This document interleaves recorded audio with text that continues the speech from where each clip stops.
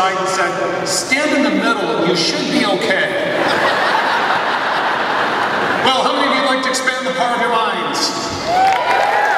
Great, how many of you like to do that without the use of drugs? You know, it's been said you become what you think about most of the time. Let me repeat that, you become what you think about most of the time. Do you believe that's true? Yeah. Well, there are exceptions. Otherwise, every young man would become a young woman by the time they turn 20 years old. But what is it you think about? Let's take a second and visualize. Everybody close your eyes. Go ahead, take a second and close your eyes. Folks, this isn't television. I can see you. Close your eyes. Now visually get into your dream car, the car you've always wanted to own. And I want you to start down the freeway in your dream car. Now dream big. If you're in a Ford Escort, get out and get into something else, okay? Okay, open your eyes.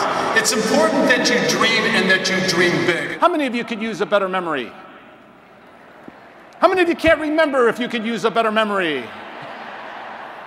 Everyone look to the person on your left. It's that way if you forgot. Now look to the person on your right.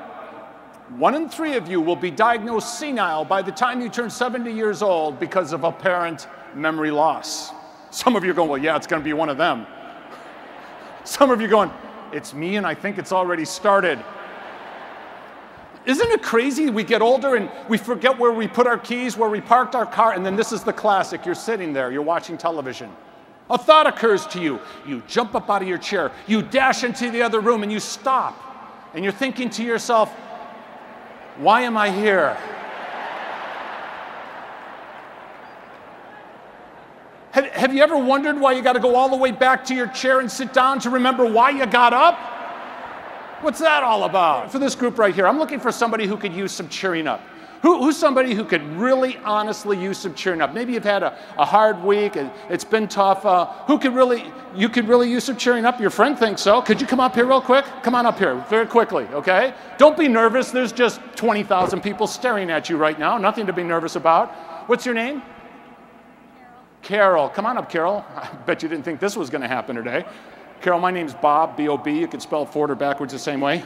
Come on up here, Carol. Folks, would you like to help me cheer Carol up? Okay, then here's what we're going to do. On the count of 3, let's give Carol a standing ovation. No, not just a normal ovation, a standing ovation. An ovation meant to cheer her up, to knock her socks off. An ovation where people outside are going, who's the famous rock star on that stage? Atlanta, are you ready? 1, 2, 3, let's go!